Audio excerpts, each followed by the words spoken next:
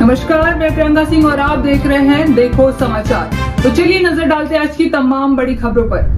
जासूसी के आरोप में हिसार की यूट्यूबर ज्योति मल्होत्रा की गिरफ्तारी के 2 दिन बाद हिसार के पुलिस अधीक्षक शशांक कुमार सावर ने अहम जानकारी दी है।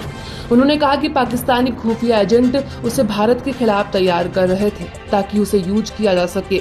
उन्होंने खुलासा किया कि मल्होत्रा कई बार पाकिस्तान गई, जिसमें पहलगाम आतंकवादी हमले से पहले की यात्रा भी शामिल है। उन्होंने चीन की भी यात्रा की थी।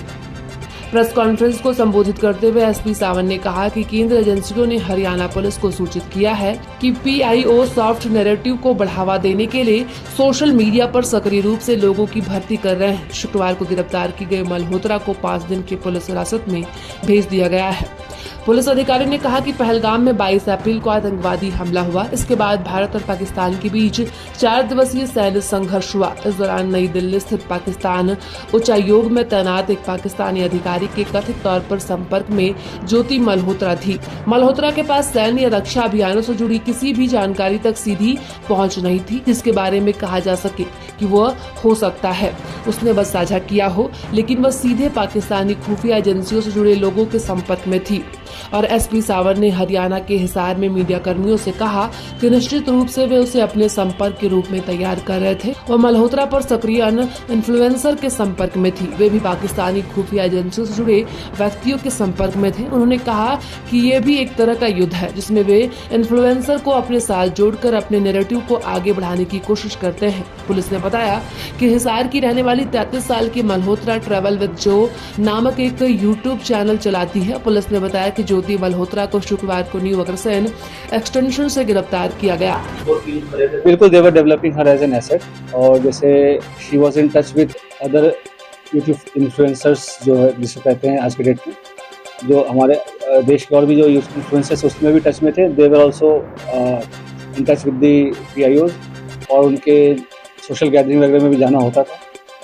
जैसे मैंने बताया कि मॉडर्न वॉरफेयर में बस हम उसको बॉर्डर पे नहीं लड़ते, ये भी एक वॉरफेयर है जहाँ पे वो रिक्रूट करके और इन्फ्लुएंसर से अपनी नैरेटिव पुश करने की कोशिश करना और यहाँ के जो सॉफ्ट पावर को के थ्रू यहाँ पे अपने इमेज को सो कॉल्ड डिस्टॉर्ट करना, ये सब सारी चीज़ें कोशिश चल रही है।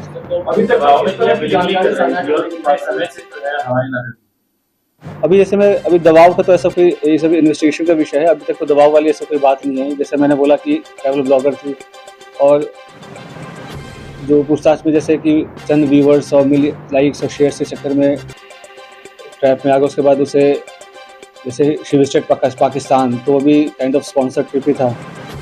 तो ये सब उसे लगता है कि इजी एक्सेस टू मनी इस सब के कारण विजिट करना। इसमें आप देखेंगे सोशल मीडिया पे वीडियोस वगैरह भी है जहाँ पे शी इज़ रिक्वेस्टिंग कि मुझे चाइना जाना है, वीज़ा हमें दे दो, इस टाइप की चीज़ें। तो ये सब बताया कि लोगों को पता नहीं होता कि कब वो किस गलत राह पे चल पड़ते हैं, क्या उसका असल एम क्या है, उसका प्रोफेशन क्या है और लोग कैसे उनको मिसयूज़ कर रहे हैं।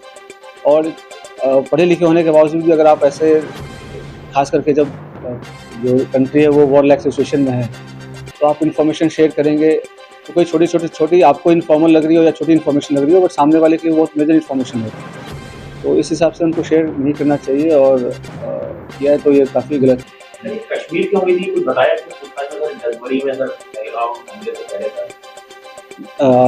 अभी वो पूछताछ चल रहा है। पहलगाम हमले के पहले बिल्कुल गई थी, उसके पहले वो मतलब उसके आसपास वो पाकिस्तान भी गई थी। तो इसमें आपस में क्या लिंकेजेस हैं वो हम स्टैब्लिश कर रहे हैं।